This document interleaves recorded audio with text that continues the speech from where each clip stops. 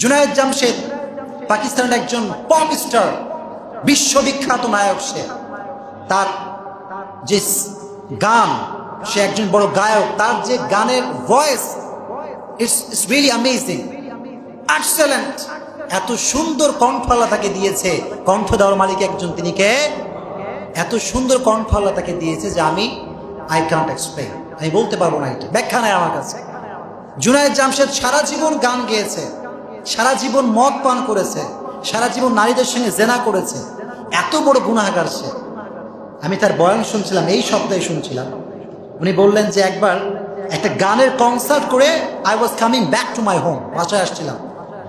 তো বাসায় আসার সময় রাস্তায় গাড়িটা থেমে গেল, বিকালের সময়। কোন সময়? বিকাল। তো গাড়ি থামার পরে আমি দেখতে পেলাম, আমি তো এসির ভিতরে আছি, গাড়ির ভিতরে এসি আছে। তো আমি দেখলাম যে বাইরে খুব প্রচণ্ড রোদ। এই রোদের ভিতরে কিছু লোক সারিবদ্ধ হয়ে, কাতারবদ্ধ হয়ে যাচ্ছে এবং সবার মাথায় টুপি, পরনে পাঞ্জাবি। আমি আমার ড্রাইভারকে বললাম, ইয়ে লোক কন হ্যাঁ, কারা এরা? ড্রাইভার বললেন যে স্যার, এটা তাবলীগের লোক। কিসের লোক? তাবলীগের লোক। নিজের খায়, নিজের পরে মানুষকে আল্লাহর ঘরে নিয়ে আসে। সুবহানাল্লাহ পড়ে। নিজের খায়, নিজের পরে কার ঘরে নিয়ে আসে? উনি বললেন তাই নাকি? এত রোদ, এসি তো আমার রোদ কোলাচ্ছে না, আর এরা এই গরমের ভিতরে ঘুরে বেড়াচ্ছে। আল্লাহকে গজব মুঝ পর আ যায়গা, আল্লাহ গজব আসবে, যায় দেখা করে আসে, দোয়া নিয়ে আসে। দোয়া নেওয়ার জন্য বের হয়েছে।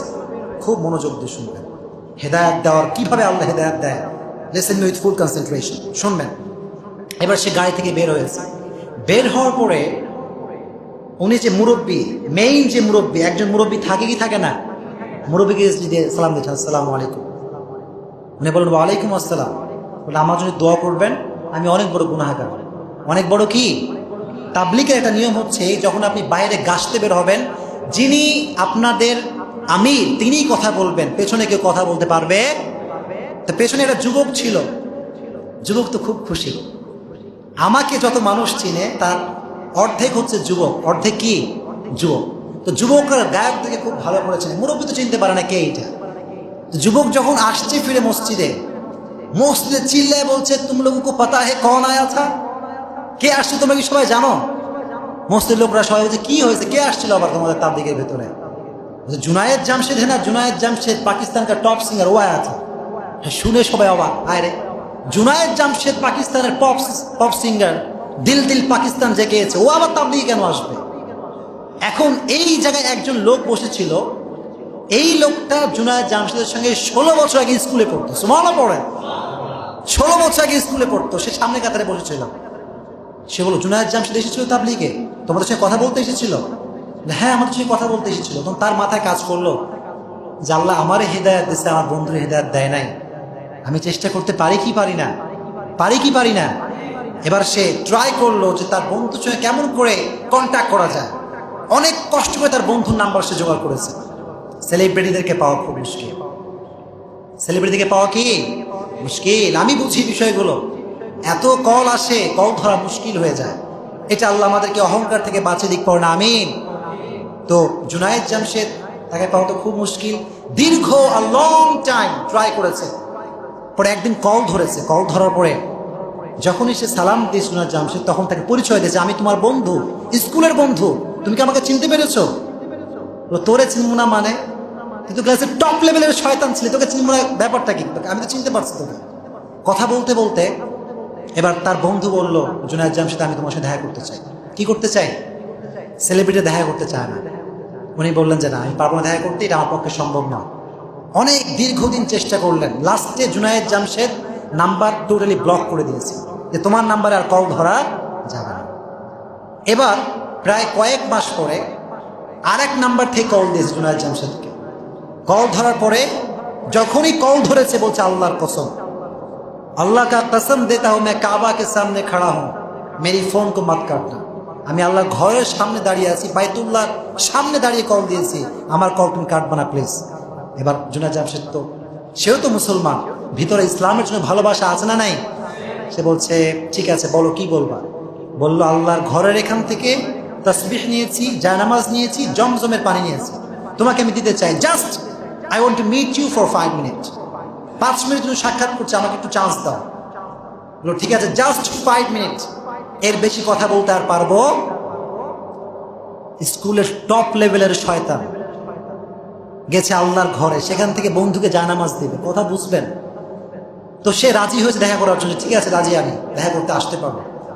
তো যখন সে আসছে তার বন্ধু বাসার ভেতরে, সেই স্কুলের বন্ধু কি শয়তান, কি দুষ্টু, যখন তাকাইছে বন্ধুর দিকে, তাকায় দেখে লম্বা লম্বা দাড়ি, সুন্দর জুব্বা, টুপি, পাগড়ি সব লাগায় তার বাসার ভিতরে ঢুকছে।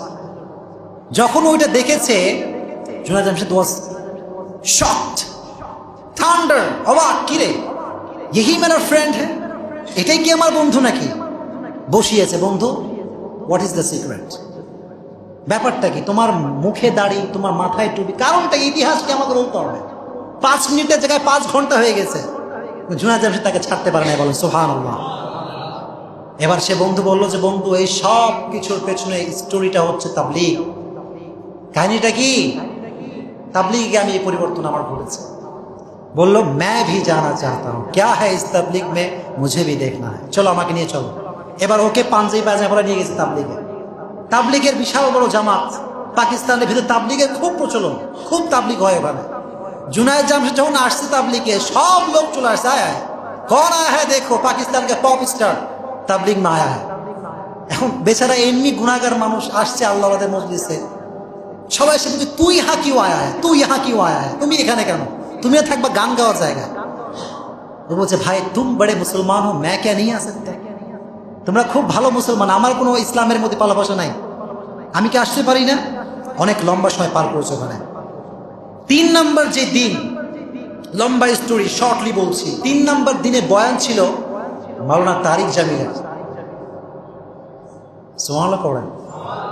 তারিক জামিলের বয়ান যে শুনবেন তার সুবহানাল্লাহর মিনিং এখানে রয়েছে। কারণ আমি তো শুনি হেডফোন লাগায়, আমি একটা সমুদ্রে হারিয়ে যাই, এত ইমোশন ভিতরে, এত আবেগ, এত সুন্দর করে কথা বলে। একটা জঘন্য মানুষ সারা জীবন গুনাহ করেছে, আমি বিশ্বাস করি তারিক জামিলের বয়ান যে শুনে হিদায়াত দিবে একজন, তিনি কে? আমি বিশ্বাস করি, আমি আশা রাখি এটা, এত সুন্দর বয়ান তিনি করেন। 3 দিনের বেলায় যে বয়ান শুনেছে জুনায়েদ জামশেদ, শুনে মাথা ঘুরে গেছে। ইয়ে হুজুর কন হ্যাঁ, ইয়ে কন হ্যাঁ, আমার দেখা করতে হবে আসুন। এখন তার বন্ধু বলছে বন্ধু ইনি তো জানো তো না, আলেম নয়, ইনি সেলিব্রিটি, এনার সঙ্গে দেখা করা খুবই মুশকিল। উনি বললেন কি কও তুমি, আমি পাকিস্তানের টপ সিঙ্গার জুনায়েদ জামশেদ, প্রধানমন্ত্রী থেকে শুরু করে সবার সঙ্গে আমি দেখা করতে পারি, তো এই আলেম কौन सी बड़ी बात है, मैं इनसे मिलना चाहता हूं, নিয়ে চলো আমাকে। তো যখন গেছে, তারিক জামিলের তো বডিগার্ড আছে, বডিগার্ডরা এসে সেলফি তোলা শুরু করেছে। मैं तो आपका बहुत बड़ा बिग फैन हूं, जो सेल्फी ले ले आ जाए। তো জুনায়েদ জামশেদ বলছে যে আমি দেখা করবো হুজুরের সঙ্গে, আমাকে নিয়ে চলো। এখন সে বলছে যে হুজুর তো খুব টায়ার্ড, বললো হুজুর কাছে যান, গিয়ে বলেন पाकिस्तान का टॉप सिंगर आपके दरबार में आया है, आने की इजाजत देना चाहिए, যে বলেন যান। ওনাকে গিয়ে বলছে, আল্লাহ তাআলার ইচ্ছা কি, আল্লাহু আকবার। তাই জন্য বললেন আমার সমস্ত অসুস্থ বাপ তাকে আমার ঘরে নিয়ে আসো, সুবহানাল্লাহ। জুনায়েদ জামশেদ ঝুঁকে আসসালামু আলাইকুম। তারিক জামিল তো হা করে তাকায় আছে, তাকায় আছে তো আছে, চোখ আর হটে না। এবার জুনায়েদ জামশেদ বলছে হুজুর কাহিনী কি, আমার দিকে তাকায় আছেন কেন, আমার দিকে তাকায় থাকার কারণটা কি? তারিক জামিল বললেন আমি তোমাকে দেখছি না, আমি আল্লাহর কুদরত দেখছি। কার কুদরত? আল্লাহর কুদরত দেখছি। কারণ পাকিস্তানের যেখানে আমি যাই তোমার গান বাজে, রাস্তায় তোমার গান বাজে, এলাকায় তোমার গান বাজে, বাসার ছাদেও তোমার গান বাজে। লাস্ট টাইম যখন আমি এয়ারপোর্টে ছিলাম, ভিভিআইপি রুমে আমি বসে আছি, বিশাল বড় একটা স্ক্রিন আমার সামনে আছে, ওই স্ক্রিনে একটা যুবক নাচানাচি করছে, সেটা হচ্ছে তুমি। একটা যুবক নাচানাচি করছে, তার সঙ্গে অনেকগুলো মেয়ে আছে, মদ খাচ্ছে, খুব অবস্থা খারাপ। তো আমি আমার দিলে দিলে বললাম যে আল্লাহ, दुनिया में हर किसी की हिदायत हो सकती है, क्या जुनायद जमशेद का हिदायत नहीं हो सकता? अल्लाह दुनिया सबार तो हिदायत तुम दीते पारो, तो जुनायद जमशेद की हिदायत पेते पारो ना अल्लाह। मेरे रब ने मेरी दुआ को कबूल कर ली, আমার আল্লাহ আমার দোয়া কবুল করে ফেলেছে। আজ আমার রব তোমাকে নাইট ক্লাব থেকে উঠিয়ে নিয়ে এসে আমি তারিক জামিলের চোখের সামনে তোমাকে বসিয়ে দিয়েছে। हिदायत का मालिक कौन? আল্লাহ হেদায়েতের মালিক। এবার জুনায়েদ জামশেদ অনেকক্ষণ কথা বলল, লম্বা সময় কথা বলে বলল, হুজুর একটা প্রশ্ন আছে। প্রশ্নটা হচ্ছে, আমার কাছে সব কিছু আছে, আমার কাছে বাড়ি আছে, টাকা আছে, ধন সম্পদ সব কিছু আমার কাছে আছে, সেলিব্রিটি মানুষ আমি, নারীর অভাব নাই, গাড়ির অভাব নাই, বাড়ির অভাব আমার কাছে নাই, কিন্তু একটা জিনিসের অভাব, আমার হৃদয়ে কোনো শান্তি নাই। হৃদয়ে কোনো কি নাই? I have everything but I don't have peace in my heart. সব আছে হুজুর, মনের ভিতরে শান্তি কোথাও খুঁজে পাই না। এত টাকা, এত পয়সা, কিন্তু মনটা খালি। সবসময় আমি খালি খালি ভাব করি, কি যেন আমার ভিতরে নাই। এই উত্তরটা আমাকে কেউ করতে পারে না। হুজুর, আপনি কি উত্তর দিতে পারবেন? তাহলে আমি বললাম, জুনায়েদ জামশেদ শোনো, মানুষের দুইটা অংশ আছে। কয়টা অংশ? একটা হচ্ছে তার শরীরের অংশ, আর একটা হচ্ছে তার আত্মার অংশ। এই শরীরকে তুমি এসি দিয়ে ঠান্ডা করতে পারবা, পোলাও বিরিয়ানি খেয়ে তোমার পেটকে ঠান্ডা করতে পারবা, কারণ এটা পেটেরই খাবার। কিন্তু আত্মার খাবার এটা এসি নয়। আত্মাকে তুমি এসি দিয়ে ঠান্ডা করতে পারবা না, আত্মাকে তুমি বিরিয়ানি পোলাও দিয়ে ঠান্ডা করতে পারবা না, আত্মাকে তুমি নারীদের সঙ্গে খারাপ কাজ করে শান্তি করতে পারবা না। আত্মাকে যদি শান্তি করতে চাও, আল্লাহ বললেন, আলা বিযিকরিল্লাহি তাতমাইন্নুল কুলুব। আত্মাকে শান্তি যদি করতে চাও, টাকা দিয়ে আত্মা শান্তি করা যাবে না, পয়সা দিয়ে টাকা আত্মা শান্তি করা যাবে না, বাড়ি দিয়ে আত্মা শান্তি করা যাবে না। আত্মা শান্তি করতে চাইলে জিকির করতে হবে একজনের, তিনি কে? আলা বিযিকরিল্লাহি তাতমাইন্নুল কুলুব।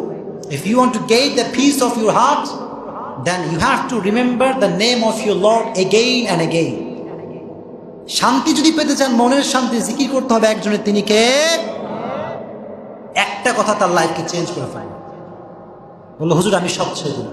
সুবহানাল্লাহ, গান বাজনা সব ছেড়ে দিলাম আজকে আল্লাহর জন্য। সব ছেড়ে দিয়ে আল্লাহর পথে সে চলে আসলো। যখন সে আল্লাহর পথে আসলো, সব ইনকামের সোর্স হচ্ছে গান।